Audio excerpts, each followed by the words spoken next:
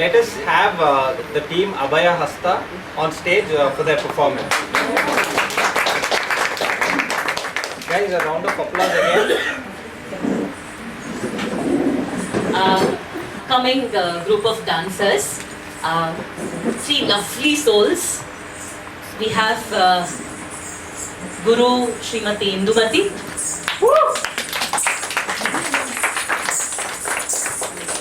Sushmita. And my very own newfound son, Suvin. Okay, so the briefing I gave to them was this much, saying, this briefing I gave to Santosh. I'm meeting the three dancers for like the third time in my life today.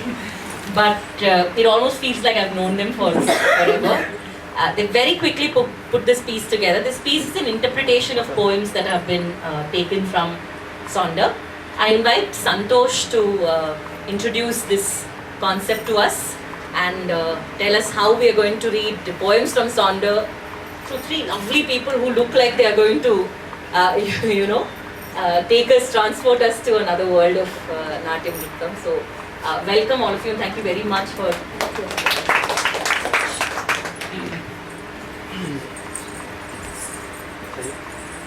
So I would like to start off by saying this is the premiere of Abhaya. This is their first show under the head.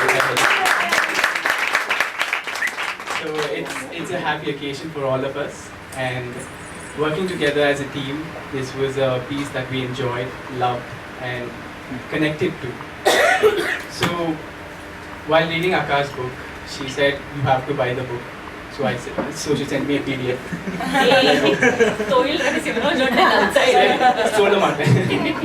So I was like going through it, but then few poems stuck with me. And coming back, they having a Bharatanatyam background, I having a keen interest in Bharatanatyam and the Indian arts, I immediately connected those stories to Krishna. And everybody loves Krishna because he is so human and so attainable, reachable from the outside. But from the inside, he is a persona that encompasses the whole universe. So a short. Go there next to Kavya. I want to be in the spotlight. So we like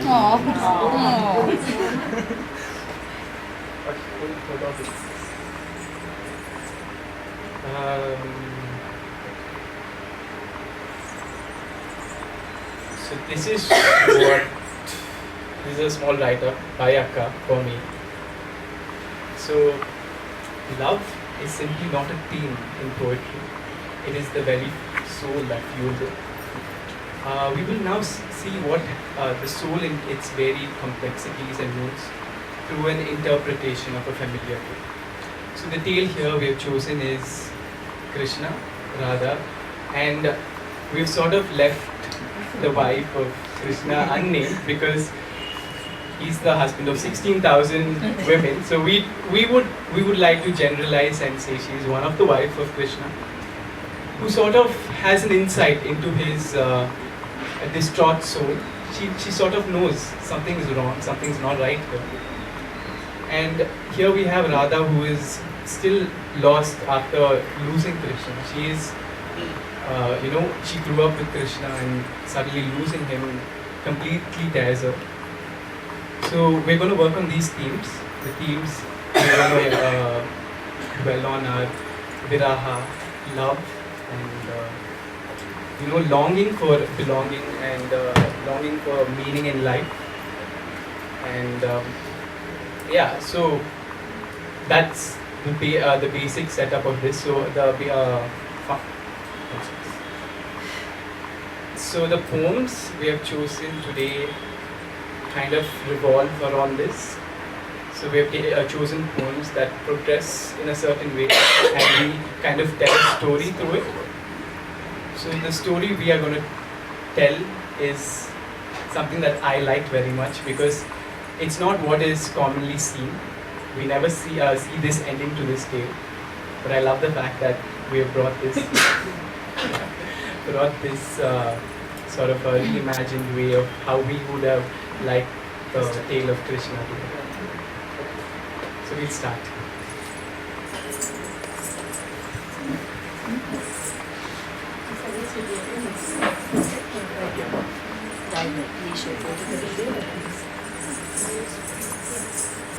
So the first poem from Saranya's Sonder is I Will Come Back to You Someday.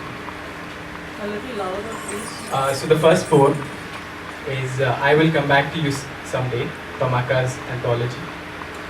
So this is Krishna in a sort of monologue talking telepathically to Radha, who is far, far away.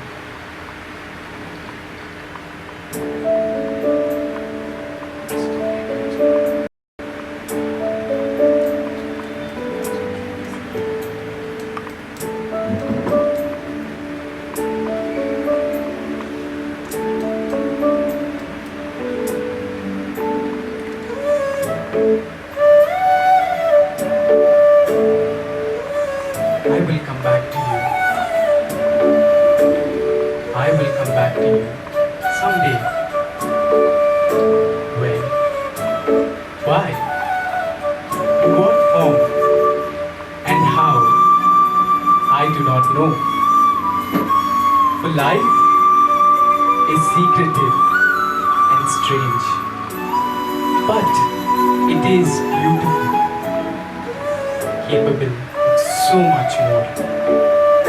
Beyond this form, this reasoning, this separation, and stifling love, Lord. I will come back to you someday. Why don't I stay instead? You may ask.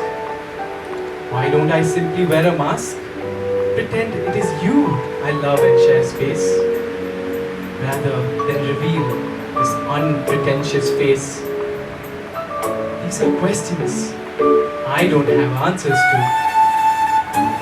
For now, I simply have to go to the one true call that draws me away and beyond. Promises,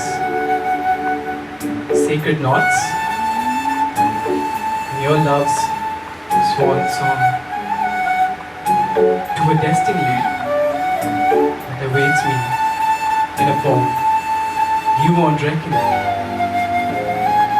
A heart like mine, despite what's lost or won, but for your earnest affection, this is all I can tell you. I will come back to you, be your home someday.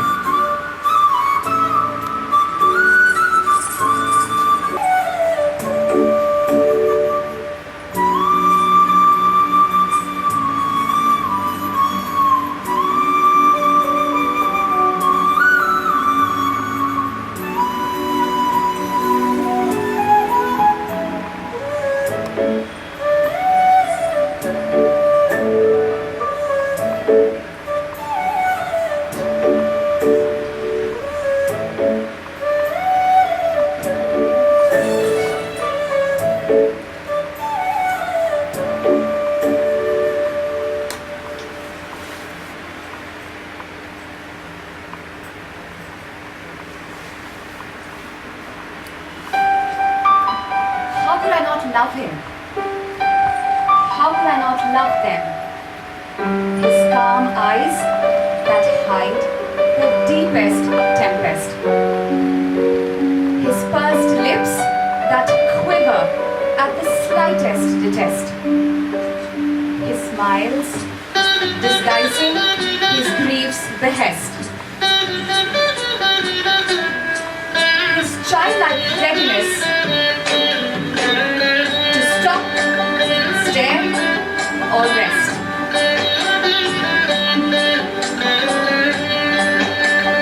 How could I not love? That moment he recalls a stray verse or a lost thread in time.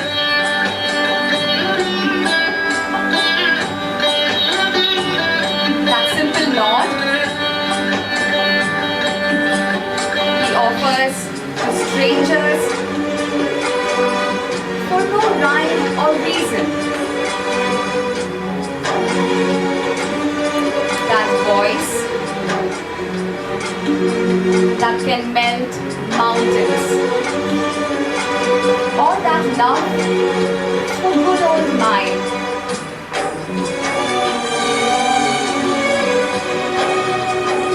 That candid dig he takes at a not so grave crime.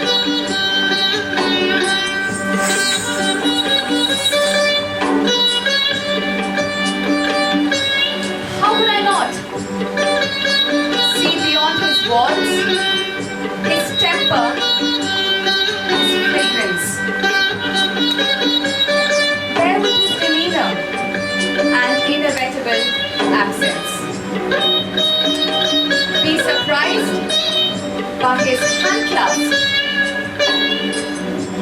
his shy, quick hugs, relive his tales, his carefree neck shrugs. How could I ignore his sage-like wisdom, his humility despite stature, his glass-like walls so well built with a bird's eye view of nature. Oh, how could I still love him?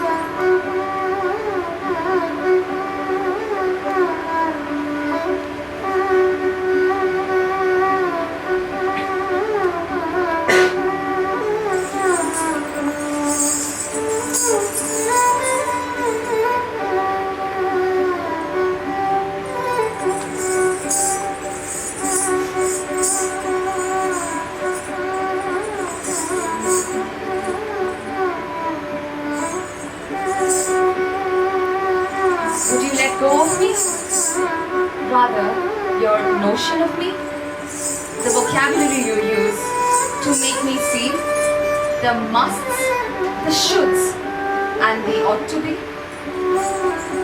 This thing we believed was true love. We seem to have got it all wrong. What would have been a treasure trove now croons like a heady, routine song. It was great. That cheer, that joy, that phase where expectations did cast their joy. It's a comforting, of course, to know there's a home, a standby. But doesn't it insult our love to settle it with a sigh? You too regret the yes you said, don't you? You too regret the pent-up sentiment, don't you? You too believe in fools' rushing and blind love, don't you? You too wish we could be easier to undo, don't you? I may well have been the flesh of your flesh and the blood of your blood. Surely, I'm not the mind of your mind. It's time we tore apart this conforming hood. Time we paid time back, albeit in kind. Let's come to terms with our love's evanescence. Let's talk about the uncomfortable. Let it get intense. Let's see eye to eye and shun the pretense. Let's find a path that's fathomable, agreeable hence. So, you and I, we would continue to be us with spaces in our togetherness. Let each other grow and fail and rise without bitter rules and the damned possessiveness. So we can say yes to life and love as it is, than lament not having the ought to be bliss. So I don't have to make an I of you, or you don't have to make a you of me. So life can thrive in its fullness, you see, and we can go back to being you and me.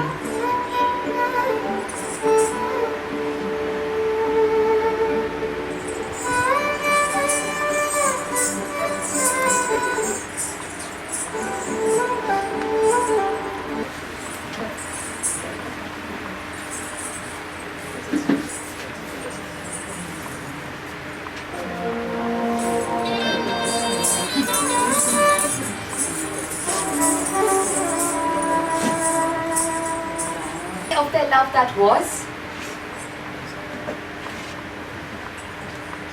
Like a fire sparked mysteriously from damp wood. It was love indeed.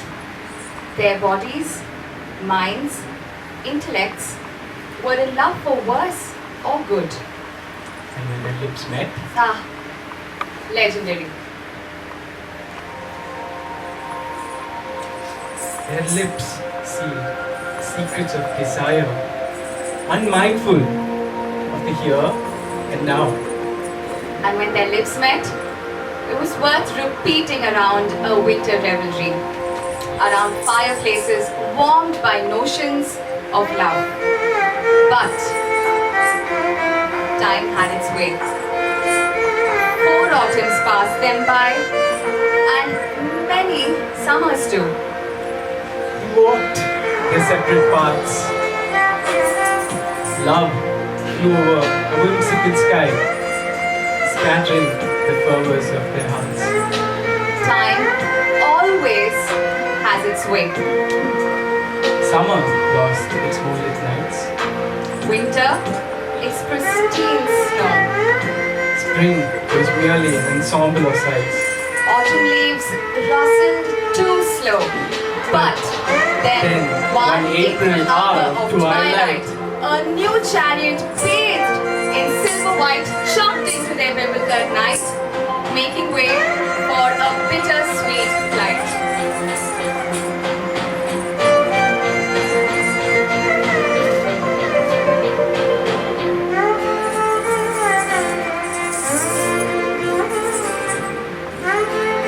What made you go away? She asked. Quietly held her arm. Lost tales of yore in the chariot basked, invoking lost fantasy lands. A sudden breeze from distant sands caused her parched lips to quiver. He held her countenance in his hands. The stars, once still, began to shiver. Their lips met once again, stoking 1,000 fires that night. The sky turned pink, like her blush. Separation was a forgotten sight. Twilight nudged the heartbeats to hush. Fueling envy, their lips in a lonely kite. The moon lit up the world, and was once lost, a radiant sun that bright.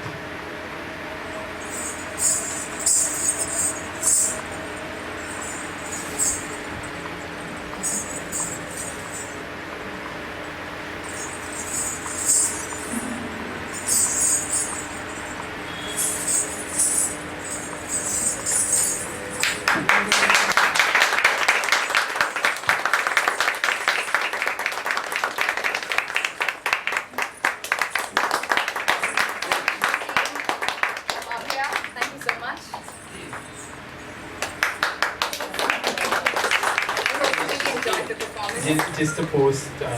So if people thought, I mean, if you thought that the poems were written for Krishna, it was completely not.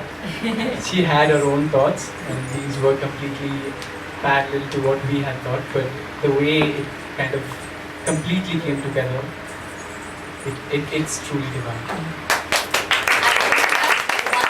Interpretation of the poem that we had, and if you have another interpretation, then please do drop by and let us know. We'd love to know yours. Exactly, and that's what Sonder means. You Absolutely, having your yes. own interpretation of everything, right? So what is the poet's interpretation?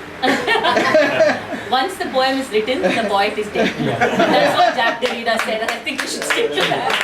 Go to the reader always. Always the reader. Thank you very much. Thank you so much.